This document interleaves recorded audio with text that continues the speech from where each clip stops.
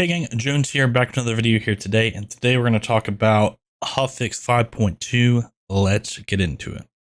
So the expectations of hotfix 5.2 were not met. I made a video a couple of days ago talking about not only the hotfix, but a multitude of other things about the community update, about things in the future and problems that they knew existed and how they were going to approach them. So two of the things that they mentioned as far as the hotfix goes is they talked about how they're going to push AI in the right direction and then give optimization help. And those two things didn't really happen from what people are telling me. And I've been seeing some of the problems that have occurred with hotfix 5.2 is people are crashing. They are crashing multiple times. They're losing gear. There have been FPS drops from their normal FPS rate and then going down 20 FPS from what they originally had before the hotfix. Rubber banding has gotten worse for people. It seems that AI haven't really been changed. So it really didn't tackle the problems that they said that they were going to address, and it actually made performance worse. It's just not a good look. And I hate to make a video like this because I love Madfinger games so much in the sense of like what they did with Grayzone. Like I've been waiting for a game like this forever. And I know from both sides, from the Madfinger game side and from the community side, we're both extremely disappointed. Madfinger Games is obviously disappointed because they've released a hotfix that isn't doing what it said it was going to do. And then from the community side, they're like, oh, yay, there's fixes coming. And then the hotfix comes out and it just completely breaks a lot of the game. So from both sides, it's just not what we expected and what we wanted. So I'm going to talk about some of the state of the game and how the community, I would think, feels just based on numbers. Obviously, I can't speak for the whole community. I'm literally just speaking for myself and the things that I see. But if you look at the Steam charts, on May 6th, there was a player count of a little over 55,000. And now the player count isn't even 8,000. Now, I understand this isn't just because of performance issues of the AI or lack of content and stuff like that. There are creators that jump on the next hot thing, they give the game exposure, and then they leave. And then, you know, these full-time content creators, they go out and they can just finish the content of the game so quickly, and then they just move on to a game they were previously playing or something else. And there's just like people that do that with games, not even content creators. They love the game so much, they go in, they beat the game, and they don't want to reset their account and do it all over again. So they leave. So that's not everybody.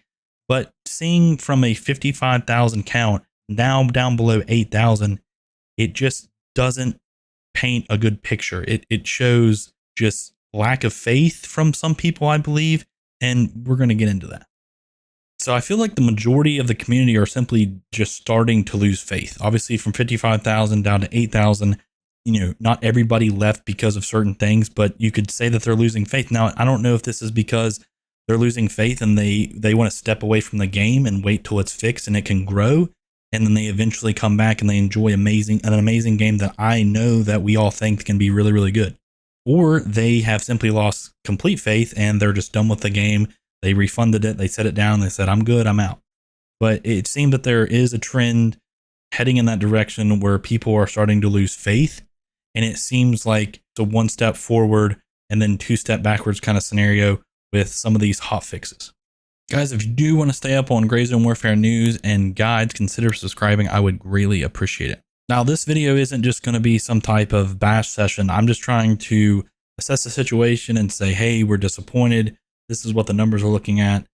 And I hate to do that because, like I said, I love Grayzone so much for what the game is and what it's done for my channel. My channel has done very well from this game, and I realize that.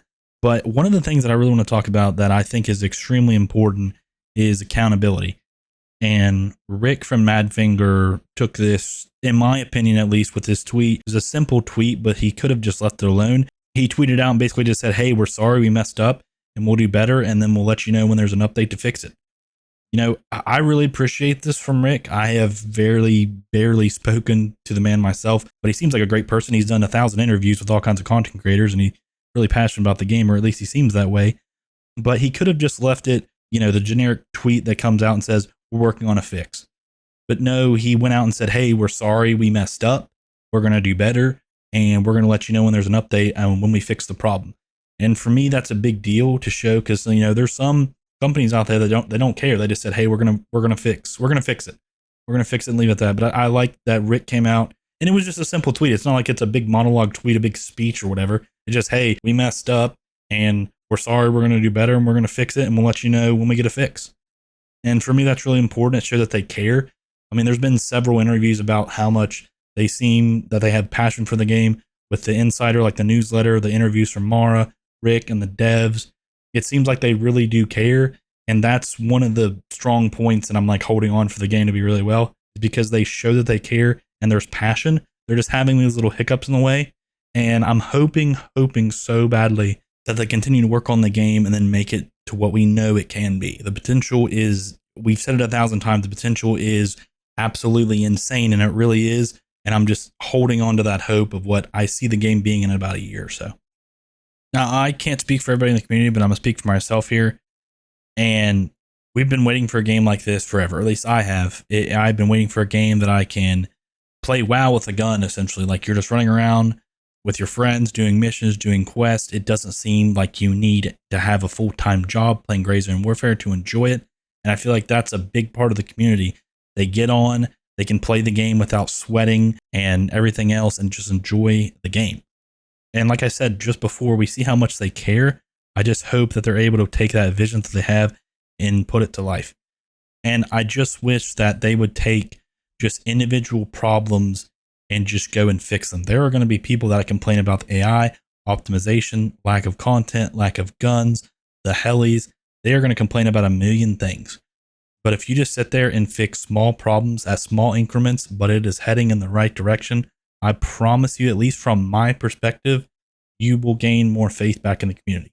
I feel like maybe some of that faith's been lost, but if they can just nail down these small hot fixes, updates, and just trend in the right direction, I have no doubt they're going to get back on track. I have faith in Badfinger Games to get back on the right track, and I hope they do so.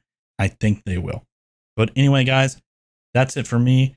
I'm Jones, and I'm out. Peace.